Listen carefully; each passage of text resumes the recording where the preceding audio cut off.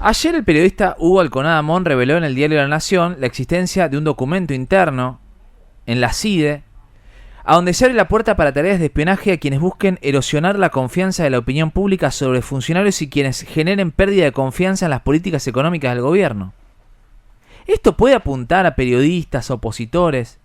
Anoche la oficina del presidente admitió la existencia del documento, lo que desmintió es que haya objetivos persecutorios, como se le adjudican.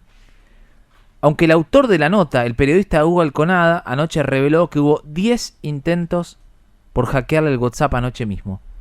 Miguel Ángel Toma fue secretario de Inteligencia de la Nación, fue ministro del Interior.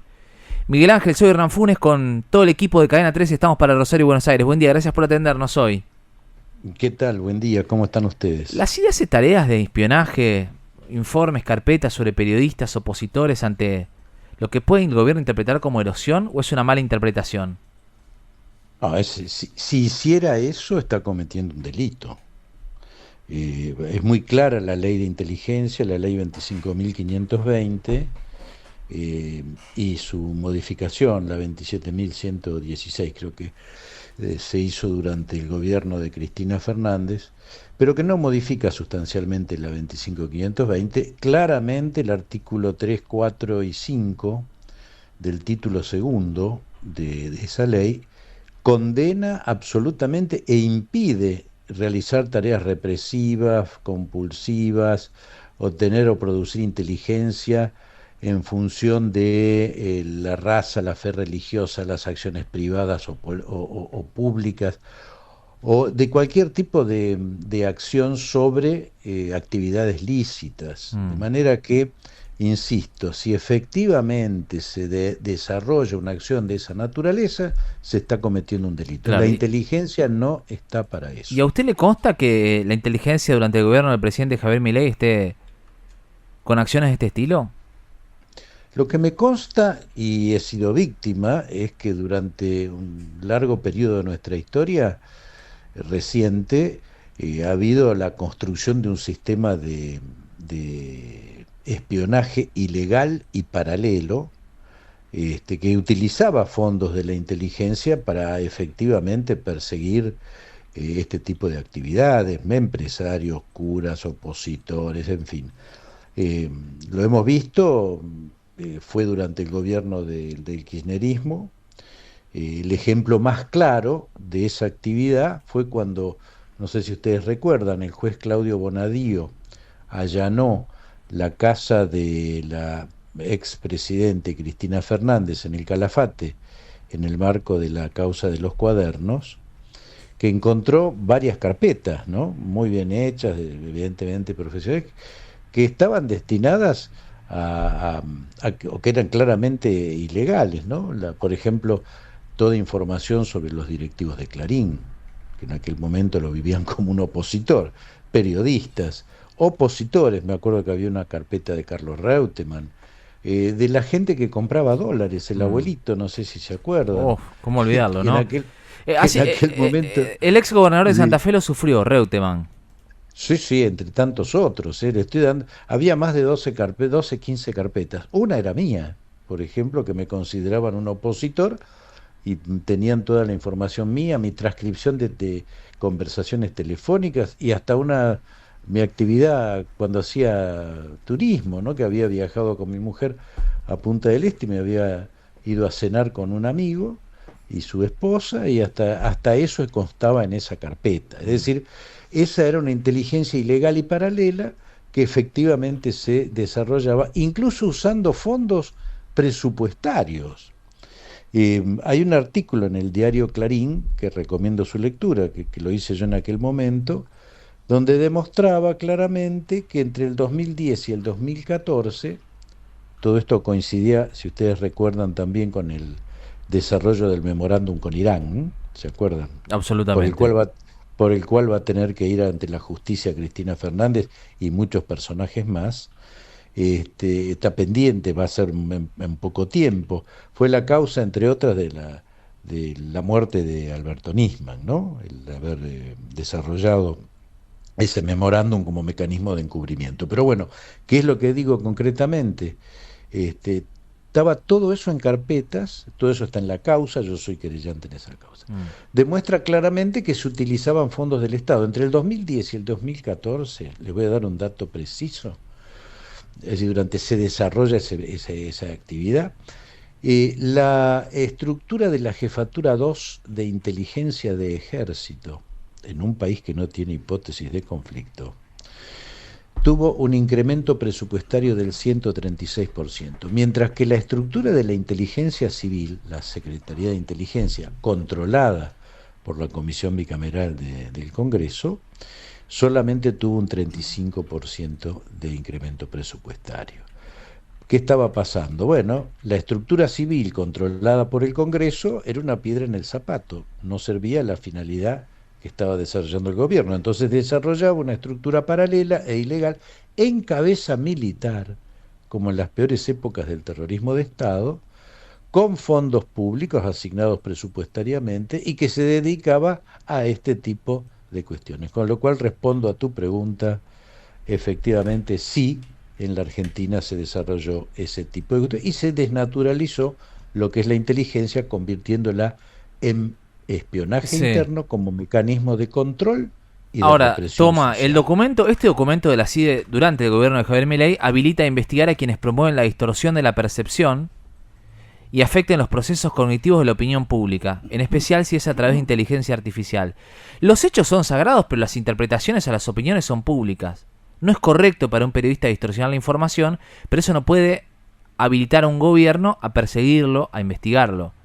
Bajo ningún punto de vista, si se hiciera eso, insisto, es un delito. Sí.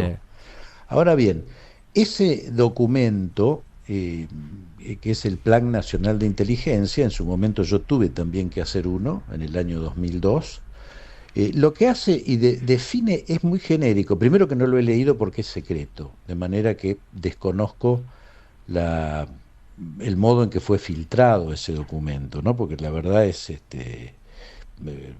claramente el Plan de Inteligencia Nacional es de naturaleza secreta, solamente lo elabora la Secretaría de Inteligencia en virtud de las directivas que le da el presidente de la Nación y se remite una copia a la bicameral, pero es de naturaleza secreta.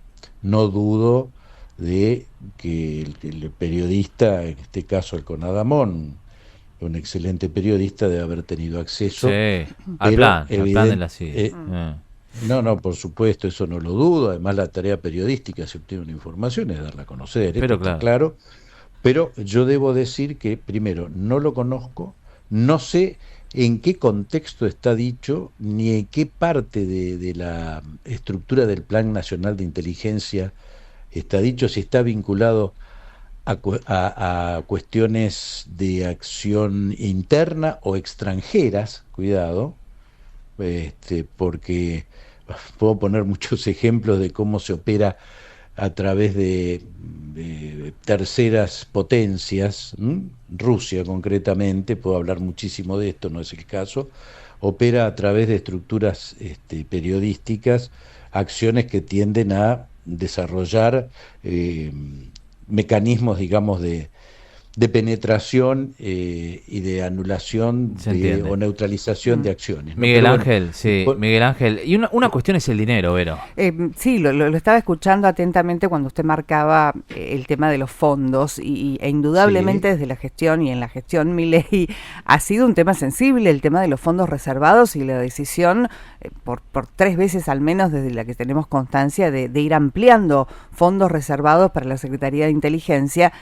Y esto ya de por sí ha generado muchas suspicacias. Uno por ahí no sabe o no tiene los elementos para entender la magnitud de esta ampliación de fondos reservados, claro. Pero nos imaginamos que es importante. Sí, a ver, vamos por parte. Yo siempre he sostenido, viendo el desarrollo presupuestario, hago un seguimiento a través de nuestro equipo en la fundación nuestra, de todos estos temas. En primer lugar, digo que la asignación que tiene más los agregados que ha habido son absolutamente insuficientes frente a la naturaleza de las amenazas que tenemos. Primer punto. Segundo punto, no es cierto que los gastos reservados no deban ser rendidos ante el Congreso. Les voy a leer textualmente lo que dice el artículo 37 de la ley. Dice: la comisión bicameral será competente para supervisar y controlar los gastos reservados que fueren asignados a los componentes del Sistema Nacional de Inteligencia. A tal fin podrá realizar cualquier acto que se relacione con su competencia, en especial, y desarrolla todo lo que pueda hacer. O sea, es muy importante esto, porque si el Congreso funciona, y en este caso el oficialismo no tiene mayoría en el Congreso, por lo tanto no tiene mayoría en la comisión bicameral, le puede pedir al jefe de la inteligencia que le rinda hasta el último peso y en qué se gastó. Entonces, a mí me parece que, primero insisto, no es suficiente, las amenazas son muy graves, hoy hay que comprar mucha tecnología, porque la ciberinteligencia pasa a ser central hoy, queda claro, ¿no? Uh-huh. Entonces, eso por un lado. Y segundo, son gastos que van a ser controlados. Lamentablemente, durante la época del kirchnerismo, como acabo de señalar, como tenía mayorías en el Congreso, la comisión bicameral era una suerte de escribanía. Es decir, daba legitimidad a todo. Hoy no. Hoy, si el Congreso cumple su función, hasta el último peso que se gaste en inteligencia puede ser auditado, debe ser auditado. Ahora, entonces, toma, ¿y quién maneja hoy la CIDE? Sí. ¿Es Santiago Caputo? Bueno, va a ver, por la información periodística que tengo, evidentemente hay una relación directa entre el jefe de la inteligencia y Caputo, Santiago Caputo. ¿Y estas Ahora, cloacas de las general, redes sociales tienen algo que ver con los inorgánicos ¿Cómo, o los perdón? inorgánicos? Las redes sociales y la inmensa cantidad de trolls y la información que se reproduce, ¿tienen algo que ver con la CIDE? ¿Orgánica o inorgánicamente? Usted ha puesto el dedo en la llaga. Históricamente, las estructuras de espionaje interno paralelo, no hablo de la inteligencia, insisto, con fondos de la inteligencia en su momento, como acabo de señalar, se utilizaban para el carpetazo, la descalificación o todas acciones por izquierda, ¿no? Estamos de acuerdo en eso. Lo que ocurre es que hoy, independientemente de las estructuras de inteligencia, el carpetazo se puede hacer por la vía digital. Las redes hoy son un instrumento que están fuera del control de cualquier estructura de inteligencia y que desarrollan el carpetazo o acciones de descalificación o de persecución o de meterse en la vida privada o de hacer acciones como se hicieron recientemente en la campaña electoral, ¿sí?, con inteligencia artificial. Hablo concretamente de lo que ocurrió con Mauricio Macri, Sí, claro. durante la elección porteña. Bueno, todo eso son mecanismos laterales que no tienen que ver con la actividad de inteligencia. Ahora, ¿por quién son financiadas? Bueno, si hay algún tipo de duda respecto de la utilización de fondos presupuestarios de la inteligencia que se derivan a eso, es la bicameral la que tiene que investigar. Por eso digo, si las instituciones funcionan, no es fácil ni sencillo vulnerar o utilizar a la inteligencia para espionaje interno. Insisto, Bien. Hoy las redes constituyen un instrumento también de control, represión social o derivación de la opinión pública, que realmente no es la Secretaría de Inteligencia la que los tiene que investigar. Miguel Son Ángel, cuestiones internas, claro. son delitos. Gracias por ayudarnos a esclarecer lo que está pasando en la Argentina. Un saludo de parte de Sergio Bresting y de todo el equipo. Sergio está trabajando en México, ya lo vamos a recuperar en los próximos días en el aire de Cadena 3. Un saludo, un fuerte abrazo, gracias por atendernos. Gracias a ustedes, un abrazo. El ex secretario de Inteligencia, Miguel Ángel Toma.